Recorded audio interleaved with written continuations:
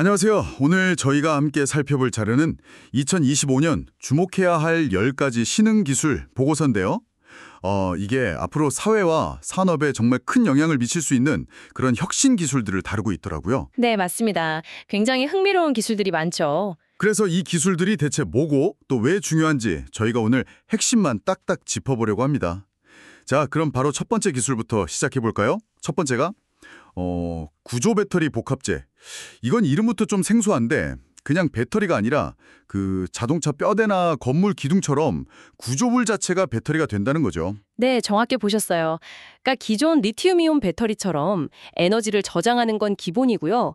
거기에 더해서 차체 패널이나 건축 자재처럼 단단하게 구조적인 역할까지 하는 그런 새로운 소재라고 보시면 됩니다. 와, 그럼 무게를 엄청 줄일 수 있겠네요? 그렇죠. 그게 핵심입니다.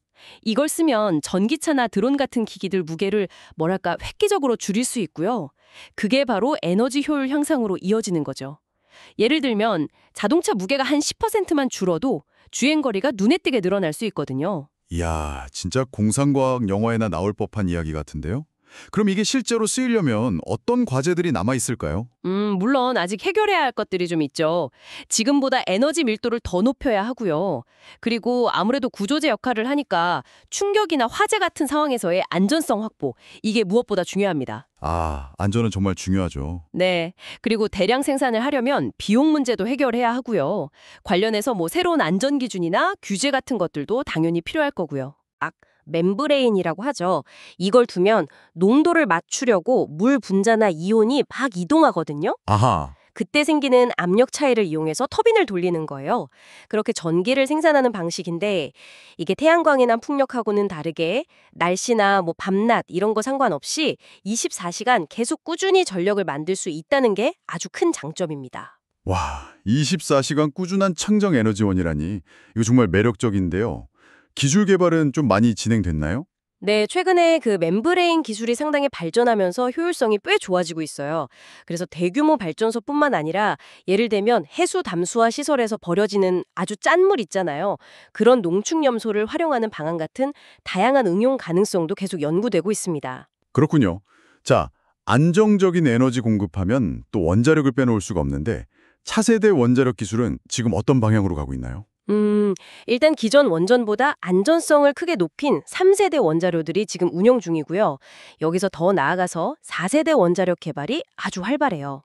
4세대요? 네, 이건 고온이나 저압 환경에서 액체 금속이라든지 아니면 녹은 소금, 그 용용염 같은 새로운 냉각제를 써서 효율을 높이고 또 폐기물은 줄이는 걸 목표로 하고 있습니다. 그리고 특히 주목할 만한 게 그 소형 모듈 원자로 SMR인데요. 아, SMR. 요즘 뉴스에 자주 나오더라고요. 맞아요. 이게 공장에서 주요 부품을 딱 만들어서 현장에서 그냥 조립하는 방식이거든요. 그래서 건설 기간이나 비용을 줄일 수 있고 또 전력이 필요한 곳 가까이에 분산해서 배치하기가 좋다는 그런 장점이 있죠. 그렇군요. SMR이 확실히 대세이긴 한가 보네요. 자, 그럼 이제 분야를 좀 바꿔서 건강 쪽으로 가볼까요? 설계된 생체 치료제. 이건 살아있는 미생물을 이용한다고요? 좀 신기한데요? 네, 이것도 참 재미있는 기술이죠. 유전공학 기술을 이용해서 특정 미생물이 우리 몸 안에 들어가서 필요한 치료 물질, 예를 들면 약물이나 효소 같은 것들을 직접 만들도록 이렇게 설계하는 거예요. 몸 안에 작은 약공장을 심는 거네요, 거의? 그렇죠. 비유하자면 딱 그렇습니다.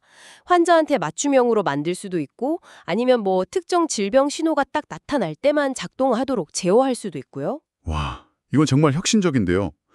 그럼 앞으로 주사 맞는 대신에 그냥 미생물이든 캡슐 하나 먹으면 되는 그런 날이 올 수도 있겠네요? 네, 그럴 가능성이 충분히 있습니다. 기존에 아주 비쌌던 바이오 의약품 생산 비용을 낮출 수도 있고 또 환자 입장에서는 약 먹기가 훨씬 편해질 수 있다는 그런 기대가 크죠. 근데 좀 걱정도 되는데요. 살아있는 유전자 변형 미생물을 몸에 넣는 거니까. 정확한 지적이세요. 그래서 안전성 확보가 무엇보다 중요합니다. 예상치 못한 부작용은 없는지 철저히 검증해야 하고 또 엄격한 규제 마련도 필수적이죠. 역시 안전이 최우선이군요. 비슷한 맥락에서 요즘 그 비만 치료제로 엄청 뜨거운 GLP-1 약물 있잖아요. 이게 알츠하이머나 파킨슨병 같은 뇌질환 치료에도 효과가 있을 수 있다는 연구가 있다던데 이건 좀 의외인데요. 그렇죠. 저도 처음엔 좀 놀랐는데요. 이게 원래는 혈당 조절 호르몬 작용제잖아요. 근데 이 약물이 뇌혈관 장벽이라는 걸 통과해서 뇌 안으로 들어가서 뭐 항염증 작용이나 항산화 작용 같은 신경을 보호하는 효과를 낼 수 있다는 그런 초기 연구 결과들이 나오고 있어요. 와, 정말 사실이라면 대단한데요? 네. 만약 이게 정말 효과가 입증된다면 지금 뚜렷한 치료법이 없는 퇴행성 뇌질환의 진행을 늦출 수 있는 그런 새로운 가능성을 여는 거니까요. 기대가 크죠. 하지만 아직은 정말 초기 단계라서요. 진짜 효과가 있는지 또 안전한지 이걸 확인하려면 대규모 임상 연구가 훨씬 더 많이 필요합니다. 그렇군요. 아직은 좀 지켜봐야겠네요. 자, 다음은 건강 상태를 실시간으로 파악하는 기술인데요. 자율 생화학 감지 기술. 이건 어떤 건가요? 이건 말 그대로 우리 몸에 부착하거나 삽입해서 혈당이나 콜레스테롤 수치 같은 특정 생화학 지표를 실시간으로 또 자동으로 감지하고 분석하는 그런 센서 기술이에요. 환경 속 유해물질 농도 변화 같은 것도 감지할 수 있고요. 와, 그럼 혹시 당뇨 환자분들이 쓰는 연속 혈당 측정기 같은 거요? 네, 바로 그게 아주 대표적인 예시죠.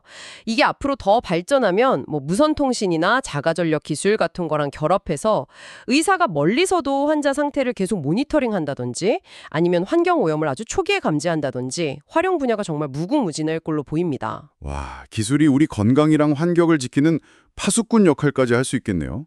환경 얘기가 나왔으니까 친환경 질소 고정 기술도 좀 중요해 보이는데요. 이건 비료 만드는 방식을 바꾸는 거죠? 맞습니다. 식물이 자라는데 꼭 필요한 게 질소 비료, 즉 암모니아인데요. 지금 이걸 만드는 주된 방식이 하버보슈 공정이라는 거예요. 근데 이게 엄청난 고온이랑 고압이 필요해서 에너지를 어마어마하게 쓰고요. 이산화탄소도 많이 배출합니다. 얼마나 많이 쓰는데요? 전 세계 에너지 소비량의 한 1, 2%를 이 암모니아 생산이 차지할 정도니까요. 엄청나죠.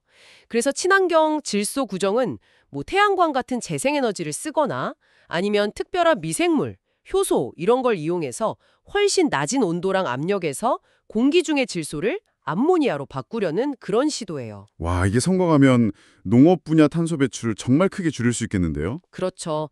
탄소 발자국 줄이는 건 물론이고요.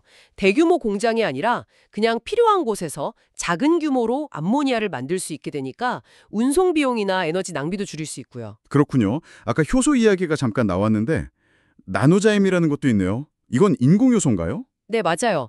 나노 기술을 이용해서 만든 인공요소라고 생각하시면 쉬워요. 자연요소처럼 특정 화학 반응을 막 촉진하는 촉매 역할을 하는데요. 이게 금속 나노입자 같은 걸로 만들어져서 자연요소보다 훨씬 안정적이고요. 또 대량 생산 비용도 더 싸고 원하는 기능에 맞게 설계하기도 더 쉽다는 장점이 있습니다. 오, 그럼 어디에 쓸 수 있는 건가요? 응용 범위가 정말 넓어요. 질병 진단 키트나 암세포만 골라서 공격하는 표적 항암 치료, 아니면 오염물질 제거, 식품 신선도 유지 같은 데 다 쓸 수 있죠. 산업용 촉매로도 가능성이 크고요. 정말 기술의 경계가 점점 허물어지는 느낌이 드네요. 자, 이번엔 센서들이 서로 협력한다는 협력적 감지 기술입니다. 이건 뭔가요? 기기들, 자동차에 달린 센서들, 또 도시 곳곳의 CCTV나 환경 센서 같은 것들, 이런 것들이 서로 데이터를 주고받고 인공지능 AI가 이 방대한 데이터를 종합적으로 분석해서 개별 센서 하나만으로는 알 수 없었던 더 깊은 통찰력을 얻는 기술이에요. 아, 예를 들면요? 예를 들면 자율주행차가 주변에 있는 다른 차들이나 신호등이랑 서로 통신하면서 더 안전하게 운행한다거나 아니면 여러 센서에서 들어오는 정보를 종합해서 지진이나 홍수 같은 재난 발생을 미리 예측하는 거죠. 와, 그럼 도시 전체가 마치 하나의 살아있는 유기체처럼 움직이는 그런 모습이 그려지네요. 근데 이건 개인정보 보호나 데이터 보안 문제가 정말 중요하겠는데요. 네, 아주 중요한 지적입니다. 기술이 주는 이점만큼이나 이 데이터 프라이버시하고 보안 문제를 어떻게 잘 해결할 것인가, 이게 정말 큰 관건이 될 겁니다. 그렇죠. 자, 드디어 마지막 기술입니다.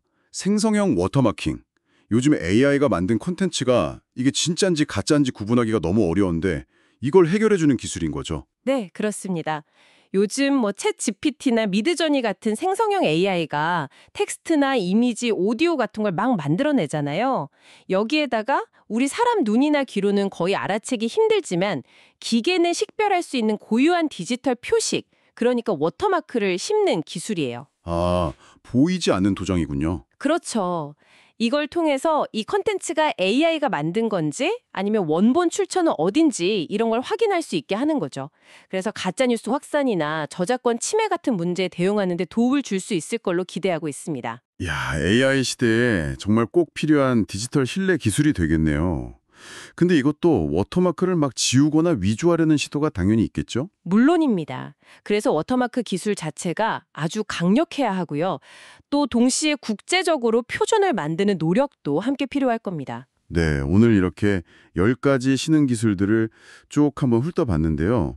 와, 정말 자동차 뼈대가 배터리가 되고 몸속 미생물이 약을 만들고 심지어 소금물로 전기를 얻는 정말 미래를 바꿀 만한 혁신들이 벌써 우리 곁에 이렇게 다가오고 있다는 걸 실감하게 되네요. 네, 오늘 살펴본 기술들 하나하나가 가진 그 잠재력은 정말 엄청나죠. 물론 그만큼 또 넘어야 할 기술적인 그리고 사회적인 과제들도 분명히 존재합니다. 하지만 이런 기술들이 점차 현실화된다면 에너지 문제 해결부터 질병 정복, 환경 보호, 그리고 디지털 세상의 신뢰 구축에 이르기까지 우리 사회의 많은 부분을 아주 긍정적으로 변화시킬 힘을 가지고 있다고 생각합니다. 맞아요. 그래서 앞으로 이 기술들이 또 어떻게 발전하고 우리 삶을 또 어떻게 바꿔나갈지 계속해서 주목해 볼 필요가 있겠습니다. 네, 오늘 정말 흥미로운 이야기 잘 들었습니다. 기술의 발전 속도가 정말 놀랍다는 걸 다시 한번 느끼네요.